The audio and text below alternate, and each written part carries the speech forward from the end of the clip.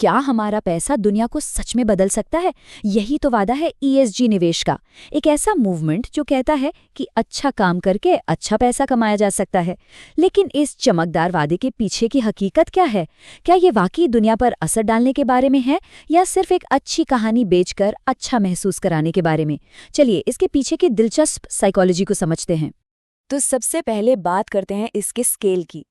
$30 trillion 2022 तक ESG निवेश में इतनी बड़ी रकम लग चुकी थी।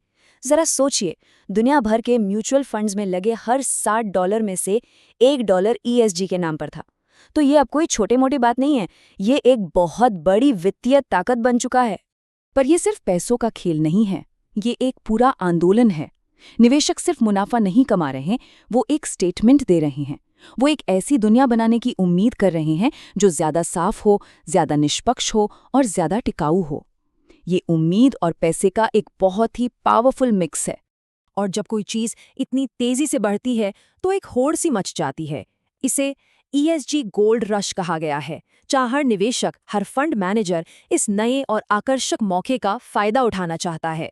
पर यहाँ रुककर ये सोचना जरूरी है कि ये जो जबरदस्त उछाल आया है, क्या ये सब सोच समझकर, डेटा देकर हो रहा है, या फिर इसके पीछे हमारे दिमाग का, हमारे भावनाओं का कोई खेल है जो इस पूरे मूवमेंट को चला रहा है? इसका जवाब शायद हमारे दिमाग के अंदर ही छिपा है। चलिए बिहेवियरल फाइनेंस की दुनिया में चलते हैं और देखते हैं कि कैसे हमारे कॉग्निटिव बायसेस यानी हमारी दिमागी आदतें हमें ईएसजी की तरफ खींचती हैं। यहीं पर फाइनेंस और साइकोलॉजी एक हो जाते हैं। सबसे पहला और सबसे बड़ा साइकोलॉजिकल ड्राइवर है नैरेटिव कंटेजियन। इसका सीधा सा मतलब है कि निवेशक सिर्फ किसी कंपनी के शेयर नहीं खरीद रहे, वो एक कहानी खरीद रहे हैं। जब किसी कंपनी को भविष्य की कंपनी या ग्रीन कंपनी कहकर बेचा जाता है तो ये एक इमोशनल रिएक्शन पैदा करता है और लोग बिना ज्यादा सोचे समझे सिर्फ कहानी पर भरोसा करके पैसा लगा देते हैं। और हाँ, ये सिर्फ कोई थ्योरी नहीं है, इसके पीछे पक्का डेटा है। स्टडीज ने दिखाया है कि सोशल मीडिया पर ईएसजी को लेकर जितनी पॉजिटिव बातें होती हैं और ईएसजी फंड्स में आने वाले पैसों के बीच एक मजबूत कनेक्शन है। सीधे शब्दों में कहें तो जब लोग ईएसजी के बारे में अच्छा महसूस करते हैं और ऑनलाइन बात करते हैं तो वो निवेश भी करते हैं। फिर आता है हेलो इफेक्ट। ये हमारी एक आदत है कि अगर हमें किसी चीज़ की एक बात अच्छी लग जाए तो हमें लगता है कि वो हर चीज़ में अच्छी होगी। ईएसजी की दुनिया में इसका मतलब है कि जो कंपनी खुद को ग्रीन बताती है उसे ज़्यादा पैसा मिलता है, भले ही असल में उसके कंपेरेटर्स का एनवायरमेंटल रिकॉर्ड उससे बेहतर हो। यहाँ धारणा हकीकत पर भारी पड़ जाती है। और इससे एक और दिलचस्प बात सामने आती है कि हर ईएसजी इन्वेस्टर एक जैसा नहीं होता। असल में लगभग 37% लोग ट्रेंड फॉलोअर्स हैं। ये वो लोग हैं जो मीडिया की हाइप और एक अच्छी कहानी के पीछे चलते हैं। सोचिए, बाजार का 1/3 से भी ज्यादा हिस्सा सिर्फ भावना से चल रहा है, न कि गहरे विश्लेषण से। तो होता क्या है जब ये साइकोलॉजी ड्रिवन मार्केट असलियत से टकराता है? चलिए पिछले कुछ सालों में इसके असली प्रदर्शन पर एक नज़र डालते हैं। ईएसजी की कहानी किसी रोलर कोस्टर से कम नहीं रही है। 2020 और 21 में नैतिक उत्साह का दौर था, जब हर कोई दुनिया बदलने के लिए पैसा लगा रहा था और निवेश में बाढ़ आ गई थी। फिर 2022 में हकीकत सामने आई। ऊर्जा संकट ने दिखा दिया कि अच्छी कहानियां हमेशा आर्थिक सच्चाइयों का सामना नहीं कर सकती और पैसा बाहर जाने लगा। अब हम एक ज्यादा शांत दौर में हैं, जहां निवेशक हाइप से आगे देख रहे हैं और ठोस सबूत मांग रहे हैं। और यहीं पर हम ईएसजी के सबसे बुनियादी सवाल पर आते हैं। क्या अच्छा महसूस करना और अच्छा करना एक ही चीज है? क्या इन निवेशों से वाकई कोई फर्क पड़ रहा है, या ये सिर्फ हमें अच्छा महसूस कराने का एक तरीका है? इस सवाल का जवाब ढूंढने के लिए हमें ईएसजी के सबसे धुंधले हिस्से को समझना होगा, एस फॉर सोशल।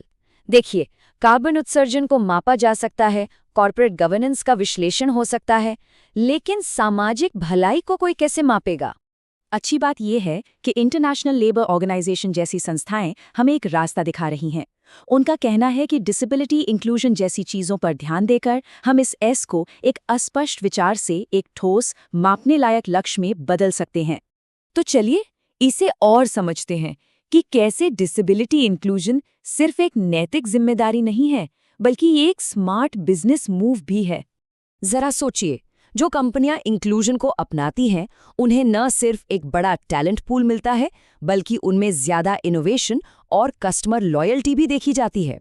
ये एक साफ मामला है कि जो समाज के लिए सही है, वही कंपनी के बिजनेस के लिए भी सही है।